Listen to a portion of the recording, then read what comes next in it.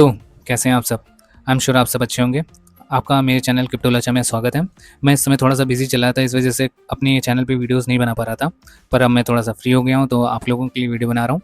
और आज हम बात करने वाले हैं क्रिप्टो से रिलेटेड टॉप 5 न्यूज़ के बारे में, और आपके फ़ेवरेट जो टॉप कॉइन्स हैं, उनके बारे में भी हम चर्चा करेंगे और उनके टीए के बारे में भी देखेंगे।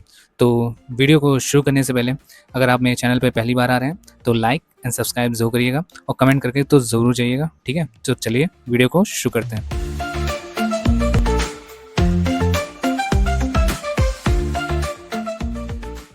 तो पहली खबर आ रही है इंडिया से। India resist full crypto framework fear systematic risk and document shows. तो इंडिया ने डिसाइड किया है कि अभी फुल क्रिप्टो रेगुलेशन फ्रेमवर्क नहीं बनाएगा। उसका कहना है कि स्टेबल कॉइन और यूपीआई पेमेंट सिस्टम पर इसका बुरा असर हो सकता है। मतलब इंडिया अभी रिस्क देखकर सेफ खेल रहा है, और इंडिया के जो इन्वेस्टर्स हैं उनका सेंटिमेंट भी थोड़ा स्लो हो गया है, ठीक है?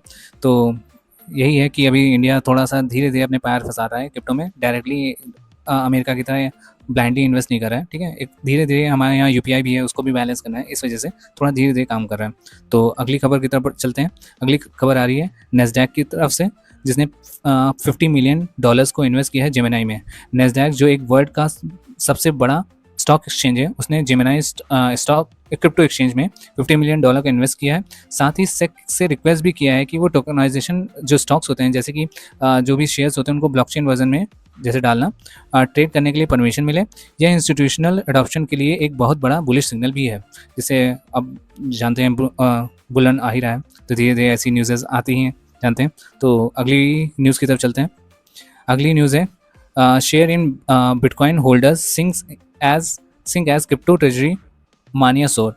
जिसमें मतलब कुछ कंपनीज ने अपने बैलेंस शीट पर बहुत ज़्यादा क्रिप्टो रख लिया था, लेकिन अब उनको स्टॉक मार्केट में गिर रहे हैं। उनके जो स्टॉक्स हैं वो मार्केट में गिर रहे हैं। मतलब इन्वेस्टर को लग रहा है कि कॉर्पोरेट लेवल पर क्रिप्टो का ओवर एक्सपोजर रिस्की है। ये एक वार्निंग है। सिर्फ हाइप के चक्कर में जो ज़्यादा क्रिप्टो होल्ड करना कॉर्पोरेट और रिटेलर दोनों के लिए खतरनाक हो सकता है। मतलब ज़्यादा आपको नहीं होल्ड करना चाहिए था। मतलब उन लोगों ने ज़्यादा होल्ड कर लिया, जो उनको लगा था कि ये हाइप के चक्कर में ये कॉइन भागेगा। आप जानते हो कितना मार्केट में इनस्टेबिलिटी है डोनाल्ड ट्रम्प के टैरिफ की वजह से।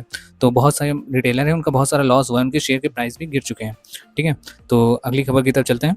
अगली खबर है Hong Kong's HashKey to launch $50 million digital treasury funds. Hong Kong की एक बड़ी क्रिप्टो एक्सचेंज हैश की ने $50 मिलियन का फंड लॉन्च किया है, जो बिटकॉइन और इथेरियम जैसे बड़े कॉइन्स में इन्वेस्ट करेगा। यह एशिया रीजन में क्रिप्टो अडॉप्शन एज और इंस्टीट्यूशनल ट्रस्ट को बूस्ट करेगा। इसका डायरेक्ट इफेक्ट बिटकॉइन और इथेरियम के डिमांड पे भी जा सकता है, जो कि आने वाले टाइम में जानते हो कि इथेरियम और बिटकॉइन का प्राइस बढ़ ही रहा है। तो वही।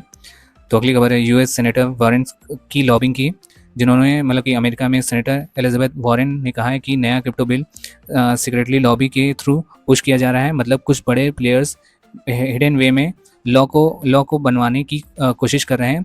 इससे यूएस क्रिप्टो रेगुलेशन पर फिर से अनसर्टेनिटी आ सकती है, और जब भी यूएस रेगुलेशन न्यूज़ आती है, मार्केट में शॉर्ट टर्म में काफ़ी वॉलेटिलिटी बढ़ जाती है। तो बहुत सारे ऐसी हैं लॉबी जो करती हैं कि जिसमें मार्केट में मैनिपुलेशन कर सकें, क्योंकि वो उनके पास न्यूज़ भी रहती है और वो बहुत ज़्यादा वॉलेटिलिटी मार्केट में आती है, जैसी ऐसी कोई न्यूज़ आती है ना। तो इसीलिए तो ये एलिजाबेथ सेनेटर ने कह दिया है कि मतलब ये प्रपोज़ किया है। तो अब चलते हैं।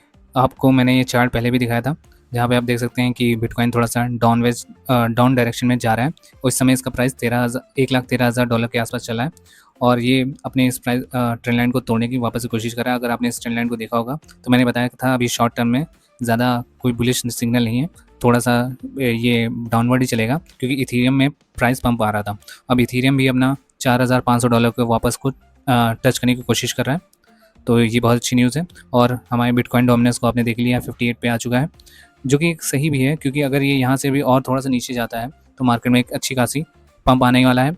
और अगर जैसे ही पॉवेल ने कह दिया कि हम रेट कट करने वाले हैं, क्योंकि अभी डोनाल्ड ट्रम्प ने उनसे कहा है कि आपको रेट कट करना ही पड़ेगा, तो उनके पास चॉइस नहीं है। वो जानते हैं संघीय आदमी क्या कर देगा। तो पॉवेल मतलब डोनाल्ड ट्रम्प ने पॉवेल को धमकी तो दे ही दी, और पॉवेल ने भी संकेत दे दिए थे कि सितंबर के टाइम में हम रेट कट करेंगे। तो देखते हैं महीने के लास्ट में क्या होता है। और जैसे ही रेट कट होंगे, आप तो जानते हैं बुलन आने वाला है, तो वैसे ही तो बिटकॉइन को अभी हम ये देखने से लग रहा है कि अभी ये इसी रेंज में थोड़ा थोड़ा मूव करेगा। हो सकता है यहाँ से आके ये वापस से थोड़ा सा करेक्ट लेके फिर यहाँ से एक ब्रेक इस ट्रेंड लाइन को ब्रेक करके हुए एक अच्छी खासी प्राइस की रैली करें। अब यहाँ पे हमारे एस आपने इंडिकेटर के बारे में तो देखा ही होगा, मैंने इस बारे में बताया, वो भी इंडिकेट कर रहा है कि अभी थोड़ा सा रुकना चाहिए, ज़्यादा अभी कोई क्लियर डायरेक्शन नहीं है। तो अभी न्यूज़ का वेट करते हैं। वैसे अभी ये साइड भी मूव करेगा, तो अभी भी इसके ज़्यादा चांसेस नहीं है। ज़्यादा से ज़्यादा ये $1,15,000 को टच करके वापस एक करेक्शन लेगा ज़रूर, ठीक है। अभी ये डायरेक्ट ये ऐसा नहीं कि एकदम से भाग जाएगा, तो वेट करते हैं। और इथीरियम में देख रहे हैं ये वापस से ये $4,500 के ट्रेंड लाइन को ब्रेक करने की कोशिश कर रहा है, जो कि अभी भी तो सक्सेसफुल नहीं हुआ है। पर इससे जो है ऑल्ट कॉइन में थोड़ी अच्छी खासी करेक्शन आई है और कुछ 6-7% का कल पंप भी आ गया था तो इसी के चक्कर में कि शायद अभी पंप हो जाए। तो वही अब सोलाना का तो मैंने, जिसने भी मेरे सोलाना की मतलब पुरानी वीडियोस देखी होंगी तो उसमें पता चल गया होगा सोलाना में मैंने इतनी अच्छी एंट्री दी। तो आप देखिए एकदम एग्जैक्ट उसी ट्रेंड लाइन में चला है और यहाँ पे लग भी रहा है कि ये बुलिश हो भी गया है, यहाँ पे इंडिकेटर भी बता रहा है। तो यहाँ से लग रहा है कि इसने इस मतलब कि इस ट्रेंड लाइन को ब्रेक कर दिया है। हो सकता है यहाँ पर से जाके एक थोड़ा सा ये करेक्शन ले, फिर यहाँ पर इसको सपोर्ट बना के यहाँ से ये पुश कर सकता है। अभी भी इस पर ज़्यादा वो नहीं करना है, अभी हमें वेट करना है कि ये वापस से इसी रेजिस्टेंट को अपना सपोर्ट बनाता है कि नहीं होगा तो वापस से करेक्शन लेगा और हमें 190 के आसपास वापस से देखने को मिल सकता है। तो ज़्यादा बुलिश होने की ज़रूरत नहीं है, अभी इन्वेस्ट करने की भी ज़रूरत नहीं है। अभी हमें न्यूज़ पे ही चलना है, जब तक कि पावल नहीं कह देते तब तक कि अभी बुल शुरू नहीं हुआ है, ठीक है। तो ऑन्डो भी देख लेते हैं। ऑन्डो भी अभी इसी ट्रेंड लाइन में साइडवेज मूव कर रहा है, ज़्यादा इसमें कोई रिकवरी नहीं हुई है। हो सकता है तो अगर मैं पुरानी वीडियोस देखी होंगी तो इसने इस पुराने कुछ टारगेट्स को, जैसे 0.91 मैंने कहा था, उसको हिट भी किए हुए हैं और हमारे पुराने कुछ टारगेट के नज़दीक भी गया है, 0.86 के आसपास तक गया है। तो मैंने 0.84 पे मैंने टारगेट दिए भी थे। अगर आपने उस टाइम पे एंट्री ली है तो अभी आप प्रॉफिट बुक जो करिएगा, ठीक है। प्रॉफिट बुक करना बहुत ज़रूरी है, बहुत लोग प्रॉफिट बुक ही नहीं कर पाते हैं, वो हमेशा लॉस में रहते हैं। तो अभी स्विंग को देख लेते हैं। स्विंग में भी अभी वही साइड वेव मूव्स, तो मेजरली सारे कॉइन्स में ऐसे ही साइड वेव मूव्स कर रहे हैं। तो अगर आपको कोई स्पेशली कॉइन को जानना था, मैंने अभी कोई कमेंट सेक्शन देखा नहीं, तो अगर आपको किसी कॉइन के बारे में स्पेशली टीए चाहिए था तो उसके बारे में देख सकते हैं। और अगर आपने इस इंडिकेटर के बारे में नहीं जाना तो मैंने इसकी एक वीडियो भी बनाई है, तो आप वहाँ से इस इंडिकेटर को बाय भी कर सकते हैं। बहुत 39 रुपीज़ का था, ठीक है। तो आप वहाँ से इसको बाय भी कर सकते हैं। तो चलते हैं, वीडियो को ख़त्म करते हैं और लाइक एंड सब्सक्राइब जरूर करिएगा, ठीक है। कमेंट करके तो जरूर जाइएगा, ठीक है। मिलते हैं अगली वीडियो में।